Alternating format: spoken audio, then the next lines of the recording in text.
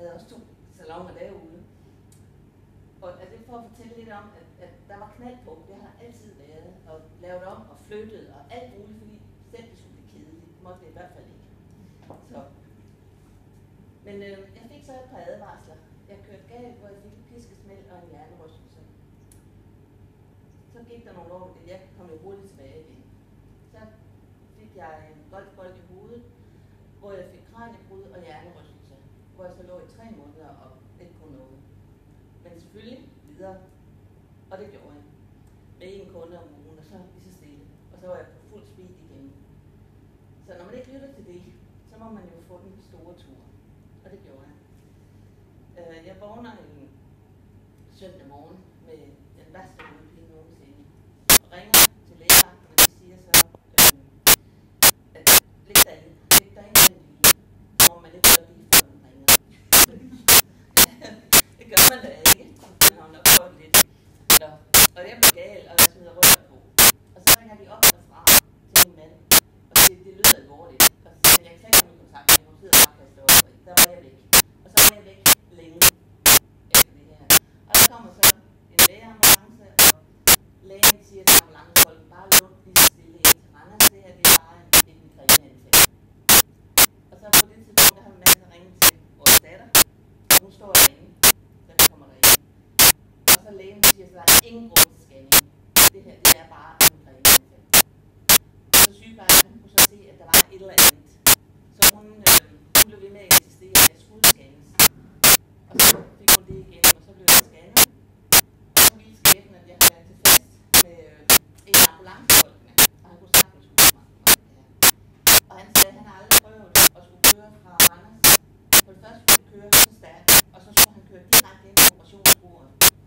Fordi jeg havde fået den største hjerneblødning, som lå så dybt inde i hjernen, hvor den normalt aldrig ligger. Så jeg var skadet. Jeg kommer derud, jeg bliver opereret og får trænet i alt det her. Så ligger jeg og svæver 10-12 dage mellem liv og død, hvor de ikke ved, om jeg overlever familien havde fået det. Det gjorde jeg nok ikke. Nå, men det gjorde jeg. Jeg kan huske, da første gang han kommer lidt til mig selv, der sidder en søster ved siden af mig. Så der har jeg kæmpet med min mor i, som de siger, det nærhedsoplevelse.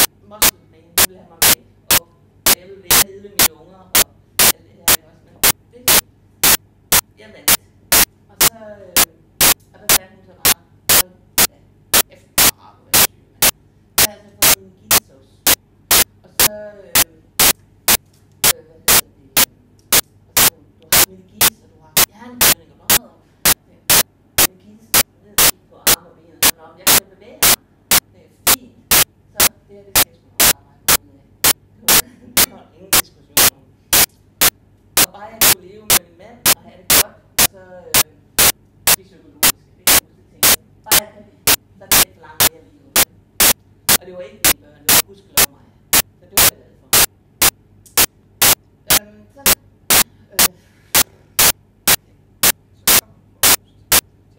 Så kommer jeg til, og jeg kommer på 5 forskellige sygehuse. Jeg flyttet rundt og alt det her.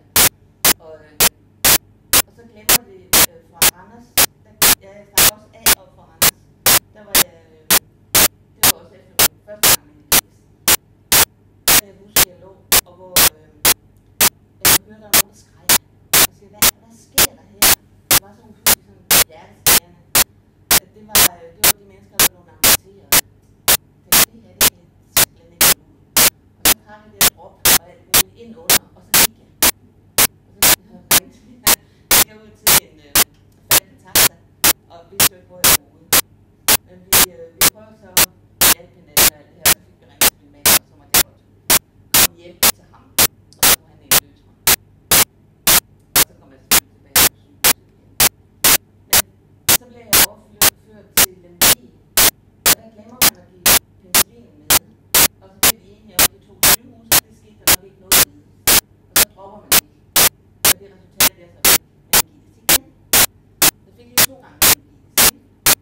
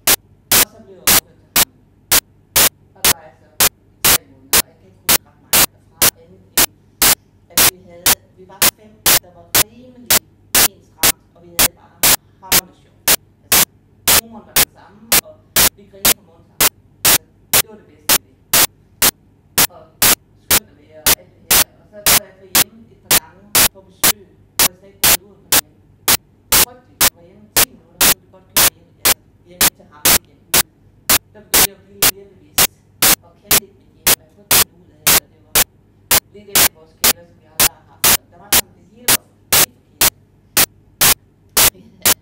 Drik en god her igen. Men jeg oplevede det jo bare. ja, det gjorde det nemlig. Det gjorde det nemlig.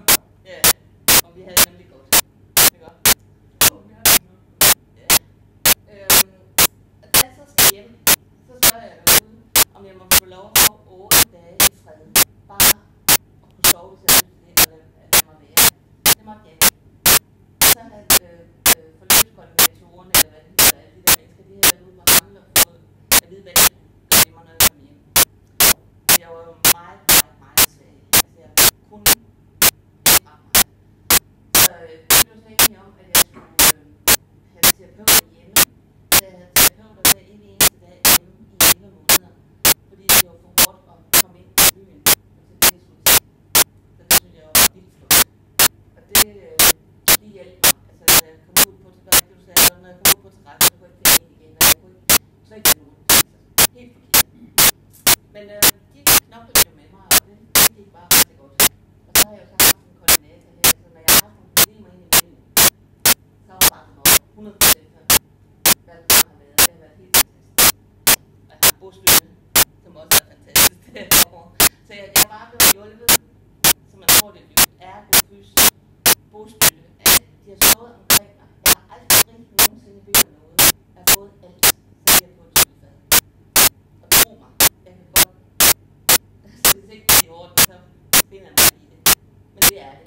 Det har været 100% i orden. Det var så min mand, han skulle sige sit job op, hvis jeg skulle hjem med jer, ellers så skulle jeg kunne klare det. Så det gjorde han så. Og så har han så slæbt mig afsted. Jeg ville ud og gå hver dag, og der har han så kørt afsted med mig. Og det har så også det resultat. Jeg synes at jeg kom langt. Det var jeg glad for langt her. Det vil jeg sige. Så kom jeg hjem. Ja, og så havde du været i gang med længere meget genoptræningsforløb, og tingene kunne jo ikke foregå, fordi du døde med at komme ud og køre, og der var en grund til, hvorfor du gik. På et tidspunkt, så var jeg ude ved dig igen, og vi snakkede om, at måske skulle vi prøve noget andet, altså noget kompenserende løbeundervisning. Det var jo lidt tøvende overfor. Så sagde du ikke Lotte her, ja. Så sagde du, ja, okay, så lad os prøve det. Ja. Og så tænkte jeg, så var det Ja. Og så kommer jeg ikke på hjernecenter, der vil jeg hente en taxa, og jeg kommer derind og har en time om ugen. Jeg har en time om ugen. Og jeg var totalt glad 3 dage bagefter, når jeg kom, og det var vildt. Men jeg gjorde det, og det var fint. Vi var 3 på holdet. Og det var rigtig hyggeligt og dejligt. Og så spurgte jeg selv, om ikke jeg måtte få noget mere. Jeg synes, det her det var faktisk rigtig godt. Så fik jeg 1,5 time om torsdagen. Det var om tirsdagen, så fik jeg også om torsdagen. Og det har jeg så haft i mere end 1,5 år. Har jeg kommet derud og haft det, og det har bare været helt fantastisk. Altså, og så lå der, og så kom hjem, og så var det fyldt med en anden. Min mor, altså jeg har haft travlt, synes jeg selv. Jeg ved ikke, hvad jeg selv får til før, men det er jo mit nye liv. Og det er travlt. Ja, det er det. Og så så er det kommet nogle forskellige forslag til at prøve noget.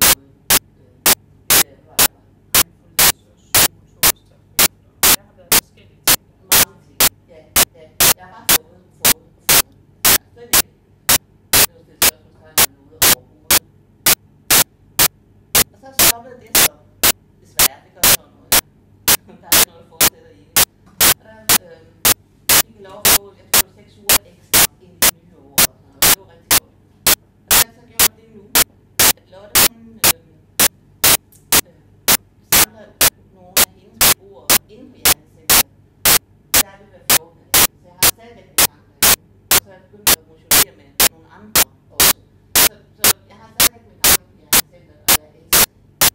Og jeg er dybt taknemmelig for, at jeg fik den hjerneflytning. Jeg var aldrig nogensinde stået. Aldrig. Så.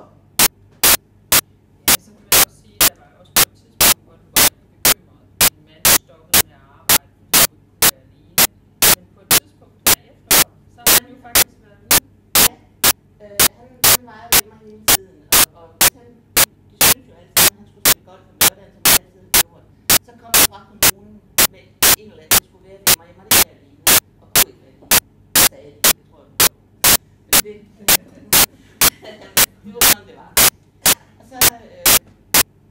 tilbudt noget arbejde på Sjælland her i efteråret, og skulle være væk i 3 måneder.